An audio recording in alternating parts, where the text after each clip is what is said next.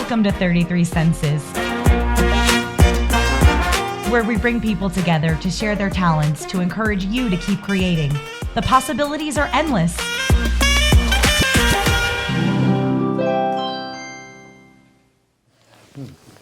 Alrighty, so influencers, people in the community, behind the scenes. Yes. What do you have for us? This week, behind the scenes, I met with Giancarlo Beltran. He is a filmmaker, actor. You've probably seen him in a couple TV shows and around the local film community. But I really wanted his advice on what it takes to actually land roles that you want, what it takes to make a movie if you want. Like, what is that sort of work ethic that you need to have? So that was the conversation that I had with him. And you hit the nail on the head, work ethic. What I learned about Giancarlo is that work ethic is in his blood and his bones and his family. And without work ethic, he wouldn't be where he is today. Yeah, sure. What any of us? Any of us would. No, that's true. That's true. Excellent. I'm Exactly. excited to see it. All right, ready? Yeah, let's watch do it. it. Let's watch. Okay. Hey, Giancarlo. How's it going? Good. Thanks so much for hanging out with me again today. Thank you. I always love talking to you. Same here. And there are a lot of things that I know about you, but there are a lot of things that are a little bit of a mystery too. So I wanted you to share that with me and give me your words of wisdom, because you always have such a great attitude. So I can't wait to hear about what you say. No, of course. So I know a little bit about your background. I know that you love the film industry. And that shows, because not only are you an actor, but you also became a filmmaker as well. So that's really exciting. We'll talk about that. Yeah. And I also know that you're a very, very hard worker. There is nothing that you do that doesn't come with a lot of hard work and especially dedication behind that. So I would love to know what drives you to keep moving. And I know that you love to learn new things and new skills. Yeah, no, I love this. This is great. Thank you once again for having me. You know, what really drives me to answer that question is I always see the future. And I know what I want, and I go and chase that. You know what I mean? It's like I'm always like, I see what's out there and the possibilities that there is. And, you know, what really motivates me is like, if that person can do it, that means I can do it. Did that come from growing up and watching maybe actors that you admire on TV? How did you fall in love with that? It was mostly my dad's side. My dad, you know, big shout out to my father, because he came into the States with absolutely nothing, and now he wanted something, which now he worked very hard for it, and always very, like, you know, if he said I want that, and now he has it, you know. And so what really motivated me is because of that. He said, well, if my dad can do that, that means I can do this, you know. Same with other actors, such as, you know, who was it? I think it was Benicio del Toro or Leonardo DiCaprio. Those guys started off from that, especially Leonardo DiCaprio. Those guys, you know, he just started from nothing. And he said, I wanted to be an actor. And so he started off, you know, working hard towards that. And now look at him, you know, he's a big time actor. And so if he can do it, that means I can do it. So I have that perspective. Like, I want to keep grinding. And especially from the side of my family, they love to work hard. That's just how I was raised, from my grandfather, my dad, my mom. I love that you said that you love to work hard. Because work, whatever work that you do, it's gratifying and satisfying, right? What is it that you think that, you know, you learn that work ethic, but when you really work hard, does that make you feel accomplished? Does that make you feel proud of go ahead, explain that. It's when I work hard, and also, you know, it makes me feel that when I work hard for something and I start seeing things pay off, I feel very proud, and it motivates me even more to keep pursuing on what I'm working hard. So, you know, work harder, get what you want and you receive, you know, what you worked hard for, then work harder to get that other thing. You get Things what I that you mean? didn't even imagine that Exactly. you were working for in the first place. And then you go, wow, I've accomplished that. And you understand that creativity is unlimited. So Exactly. what else can I do? Exactly. You took, what, 30-something? About 40. 40 classes at StoryQuest Studios. Yeah, Amazing. so- And you encourage that for anyone who wants to be in your profession to take a lot of classes. Not really. I would say limit yourself. Okay. I just did it because You were trying everything. I was trying and- everything, you know, just comedy side, drama side, you know, sitcom, you know, how to be the multicam and all that stuff to get, you know, that's why I took on so many classes so I can get ready to have a feel for every single thing what's out there in the business. That's why I liked that you took so many classes, and from what I know about you and what I was saying earlier, how I know that you love the film industry, that really gave you an opportunity to understand what a lot of roles are like behind the scenes and how Exactly. everything works together. Yeah, So no time is wasted there. No.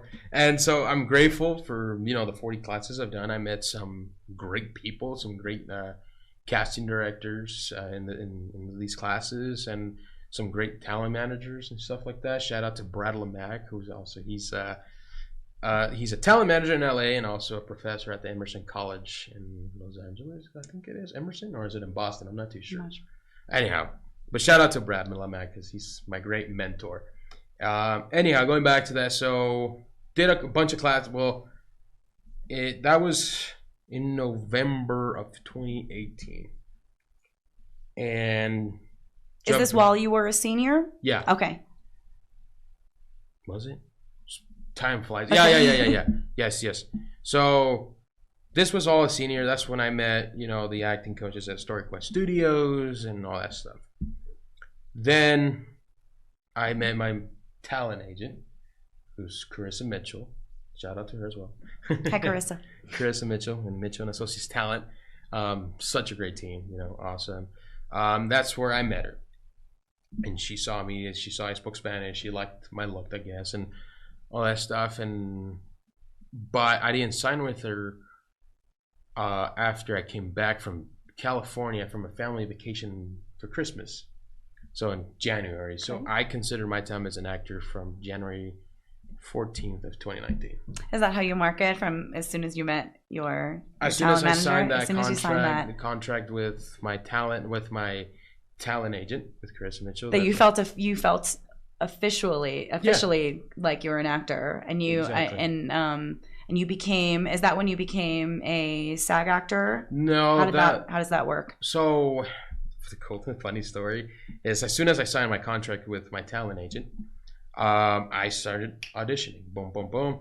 7 months into the business, which I did not expect, I booked Better Call Saul as a recurring role on Better Call Saul, and I was like, oh, nice, cool. And then I booked a month later, Deputy. Then I booked at the third time, you have to become SAG. You become a SAG must. Okay, that's the rule. Yeah. As soon as you're 3 times, that's the rule. You have times. to become. Okay. Yeah, once you book your third SAG-AFTRA role, then you have to become a SAG member. And then you're doing all these wonderful roles, and you're on set, and you're on a TV show, and you've taken a whole bunch of classes, and you said, wait a minute, I know that this is unlimited, so what if I made my own movie? Yeah. I remember reading just when that was an idea, you know, this is something that we want to do. So how long was this story swirling around in your head for until you finally said, yes, let's do it? I'd say about 2.5 years. I'd say 2.5 years, but I didn't really think of much of it. You know, it was just in my head. Oh, one day, you know. It's just an idea. I'm too focused on, you know, auditioning and being, you know, this. So maybe, I don't know. I didn't even have mind into doing that until I talked to you about it a year ago, technically. Right. And so now it's called Pollo Loco. I'm very, very proud on how that film has turned out. It's a 26-minute short film. y'all can check it out on IMDb. We've been honored and we've taken home about 10 awards and 6 nominations. Thank you. And as a matter of fact, it just got premiered at the Smod Castle Film Festival in Atlantic Highlands, New Jersey. Kevin Smith Short Film Festival. So just by that, that was a great feeling. Even though we didn't take nothing home, but it was that is just a win, That's validating, and you're being recognized. Yeah. And so I know when you officially signed, you said, "Okay, I'm an actor." Does this project and what you're doing, do you now even stand more firmly in the shoes of I am a filmmaker? Yeah, for sure. Good for you. 100%. From this point on, producing. And producing Pollo Loco, it marks, okay, this is my first producer credit. Yeah, I mean, this is my first one, and would I be making some more movies in the future? Yeah, that's in the notes for sure. But right now, I'm really focused on doing, a lot of, being on movies and stuff like that. Build my resume up a little bit, build my notoriety a little bit, so that way I can produce more cool stuff in the future. But my best friend Derek Bowder, shout out to him, great guy, honestly, influencer and filmmaker, director, actor, everything, all of the above. He honestly killed it on this writing process, and he honestly just Derek. Yeah. Good for you, brother. So I saw he was co-director. Yes, Yes, he was a co-director. Him and Mr. Ben Escobar co-directed the film. That must have been so much fun. Just all of the teamwork and camaraderie, and Exactly. Yes. What did you want people? I haven't had a chance to see your film yet. I'm saving. I know I'll be able to see it on live in one of the film festivals that you just submitted in, and I know that it's going to be live streamed, right? Do I have that correct? So Yes. I'll watch it. So I don't know what I'm going to see yet, but I would love to know, what do you want people to feel or think about after they're done watching your film? What was the sort of the purpose, or what did you want to bring out the most when you were making this? What did you want to stand out? It's just that anything is possible and everything is possible. If you dedicate yourself to it, and if you put your love and hard work and effort in it, you can make a mastermind piece. What stops people, though, in your opinion? I think is fear of, what really stops people is fear, and also getting criticized, because some people don't like getting criticized. And so it's like, well, I did all this work and I'm getting criticized for it. Or It's such a critical world. Yeah. And it's so hard not to feel or take it personally. But I know, like you and I, we love critiques. Yeah, That's what exactly. That's what makes us better. But we do that, but we're doing that in our craft. But for most of us, and you and I too. I mean, we really don't like to be critiqued. I mean, we appreciate it and we respect it very much. But that is really difficult, because we know that we live in a world where people are so judgmental and the platforms are very small and few. Exactly. So people feel like, well, if I can't be the best, then I'm not going to try at all. But we're finding that there are so many more things that we can keep creating. Exactly. Right? Though it's not. Is it as small as people think that it is, or do you feel like there's just so much more room for everybody to put their own personal touches and experiences and use their skills? What you said, I think there's a lot of room to put your own personal skills into something, and your love and the passion. A lot of room. Yes. There's a lot of room. I don't know, like there's a lot of people that I've seen and I've talked, they limit themselves, and it's like, well, I want to do this, but it's too expensive. Or I want to do this, but I'm not good at that. Just try it. Yeah. You will find out like for example, me, it's like I thought I never could thought I'd be a producer. I was scared of being a producer, but you know what? I said, all right, let me look. If I want to be successful, then I have to try this. I have to be a leader, first. As a producer, you are a leader, and people follow those steps. You have to find, I think, like I said, being a producer, you are the example of the entire production. That goes with me, my friend Derek Bowder, and also who was also an executive producer on it, and my also good friend Ben Escobar, who was also an executive producer on it. So that just told me that being a producer, just try to be a producer. If you want to grow big and if you want to do big things, then I'd suggest. And big is different to everyone, right? Yeah, we were talking. Exactly. You mentioned the word, success before. Success has so many different definitions. So what does success mean to you? I know that's cliche. I don't even use the word cliche. It's such a cliche question. No, but I really want to know what does being successful feel like for you? What does that look like for you? It's how can I answer this question? There's so many things, like a lot of successful means to me, it's like I worked hard, I sweated, I teared up, and it still came out great. Even to trials and errors and falls, and it still comes out perfect. We're not perfect, obviously, but it comes out. To whose standards now are you judging?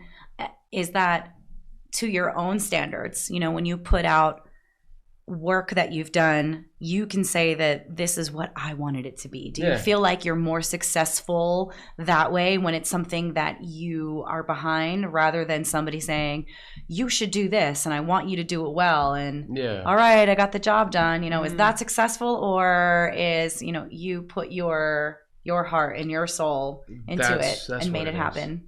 Yeah, because what I've done, like how that's what success is, what you just said. I think, in my personal opinion, you put your love into it, you put your soul into it, that is success. It's like your baby, it's like, heck yeah, you're listening to yourself. You're listening to yourself. This is how I want it. Because if you do other people's work, good job, like it's just, it's like, oh, good job, you did his work, but did you accomplish yours? Is that really successful? Success to me is you worked hard, very hard on something, and it came out the way you wanted it. That to me, that is success. Who gives you advice? Where do you go when you really need some advice? Someone that you can be really vulnerable with. I would say, obviously, going back to Brad Lemack, my talent manager, Max Malion. Shout out to him, great guy. Max Malion. Obviously, my mom, my dad, my family. I ask them for advice. If it's for, have they always supported you being an actor? I was thinking about that before, and that's a very funny question. Is I grew up in a Latino home. We're all we all grew up, and my mom was like, "Why do you want to be an actor? Why? Like, just be a doctor. Be do this. I thought you wanted to be a chef." I was like, "Well, well, is this gonna give you an opportunity? Are you gonna they weren't at the beginning, because I was funny thing, I was missing a bunch of school back in senior year because all of these TV shows that I was getting. So they said you better make it. Yeah, you better make it, because I would get calls from my mom, me being on set on Roswell on my trailer. Hey, I got a call from school. Where you at? You ditched school? Yeah, I'm ditching, but for the good. I'm on set. Your principal can't be mad at that. Yeah, no, but there's a story to that. It's I will never forget those moments where I would get audio message from my mom saying, "You need to go to school." So thanks, Mom. Yeah, thanks, Mom. So stay curious. Stay curious. Always try to work hard, but in your version of success. Mm-hmm. So if they're to your standards, and then you also make sure that you are in good company. So exactly. The people that from knowing you and from the people that you just spoke about, I know that the people that you surround yourself with whether it be your family or your casting director or the people that are, or Ron at Story Quest Studios, having people in your corner that are really there to support you and lift you up. Exactly. And what would you do, or what advice would you give someone that doesn't have anybody in their corner? What could you tell them to tell themselves to keep going and get excited about the things that they can do? Just look. If someone is, if someone has done so much or nothing, let's just say if this particular person has done so much in the business, or not just the acting business, but in other things, and they're getting, I don't know, I'm losing faith and stuff like that. Look back to your accomplishments and see what you have done. That's great advice. Before you quit, because if you quit, you failed. That's right. Just look back. Before you do anything, look back, go back a little bit in time and see, well, I have done this, I have done that, because that has crossed my mind before. I've talked to my talent manager, I've talked to my best friends, and I say, well, I don't know, just look back, look what you have done in such a short amount, not to brag or anything, but look. To feel proud of yourself. Yeah, exactly. Yes, because at the end of the day, you are your best and your biggest cheerleader. At the end of the day, you are the one that gets you up and out of bed and moving on to the next gig. Exactly. So thank you so much. Yeah, of course. Keep moving. I can't wait to hear about everything else that you're doing. Thank you. Thank you. Thank you so much for having me. Thank you. All righty. So Giancarlo is quite an interesting guy. He's done a lot. He's so young and to have accomplished so much. There's a couple different takeaways I can feel from his energy coming off. How was the interview for you? It was great. He's really comfortable to talk to. All of the work that he has done and all the places that he has been, he is such a humble person. So he seems like he's always there to teach you something and show you something himself. He talks a lot about working hard, but he also loves sharing his knowledge too. Yeah. Yeah, that was one of the biggest takeaways I got, is that he's not afraid to share what he knows. And also throwing in a little bit of words of wisdom and insight along the way that he's learned as well. Such as, if you think you're not accomplishing your goals, if you're having a difficulty of wanting to achieve something and you just want to give up, well, go back and look at your last achievements. That was an eye-opener for me, because I'm always sometimes in a situation where I'm not confident in my own skills and what I do. And to hear that just little bit of knowledge, it was so tiny but yet so impactful to me. It inspires me just to keep on going. So I do appreciate him offering that bit of advice. I also appreciate too that he is not afraid to try everything. I've noticed in the interview too that he was talking about not only acting, but venturing off into producing. And he even mentioned it himself that producing, albeit he was afraid at first and didn't want to go about doing it, turned out to be a huge benefit when making his movie Pollo Loco. Yeah. Just by trying. Just by right? trying. Because he didn't know what he was going to expect. Do you find that too? Why just keep moving and keep creating, because you never know what you're going to discover about yourself and what you can do? Yeah, I think one of the things he said that kind of stuck with me is he sees the future, and then once he gets to that, he sees the next future, and he's not discouraged about how long it takes for him to get to that. What I thought was great is how he defined success, which was really applied work, and then reflecting back on what he's done. And then one of the first things he said is how much inspiration and work ethic his father had, and how he looks to his father, how much his father has accomplished coming as an immigrant, and then working with a family and supporting a large family. But not only does he look at what he's accomplished, because he has a large resume right now. I mean, he's got a lot of accomplishments. But he looks at Brad Lamack and Clarissa Mitchell and Ben and Max, about all, the people he's worked with in this. And so he's not taking all the credit. He's saying how much I've accomplished, and this is the team that helps me accomplish it. It was a well done interview. Thank you. Yeah, he's so humble in that way, and he's always looking to. He understands that it takes a team to put on a production. So it's great that he already understands that, and then he also gives that message to other people and lets other people know, hey, this is the way that it will look if you surround yourself by the right people and just do the hard work. And no matter what you do, right? Do you think that whatever job you have, that's just really his attitude? It's really your attitude that allows you to accomplish your goals? Attitude is a big part of it. Because if you have a negative attitude, or if you're looking at something with like a fuzzy lens, it's going to warp your mind into accomplishing whatever your task is. You know, it could be the job that you go to every single day. If something else is on your mind and you're not focused and you're not inspired to do it, then you're not going to do it. It's not going to come out that great. We've all gone through those tasks ourselves. So his knowledge and what he is talking about in regards to his career field applies to any type of field, applies to anybody who's doing an everyday task or trying to accomplish their dreams. I think what he said about the reason why people don't accomplish their goals is fear, and the fear of criticism. Right. I thought that was a really good point brought out. Right.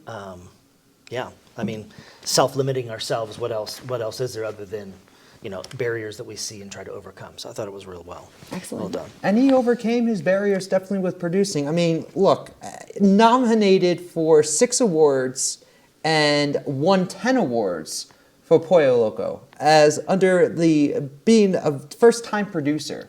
I mean, that is quite impressive. Especially the Kevin Smith Film Festival. I mean, that is amazing. I think we can say follow his advice then. Yeah, absolutely. If you have a story for 33 Senses, send us a message. The 33 Senses Production at gmail.com. And be sure to follow, like, and subscribe to us at 33 Senses on YouTube, Apple Podcasts, and Instagram. Never, never, never, never, never, never, never, never, never, never give up. Never, never, never, never, never, never, never, never, never, never give up. I say all the time, one more time, I mean it this time. Next time I remember the time and stop time when I feel high. Then forget the time and wait for time to heal.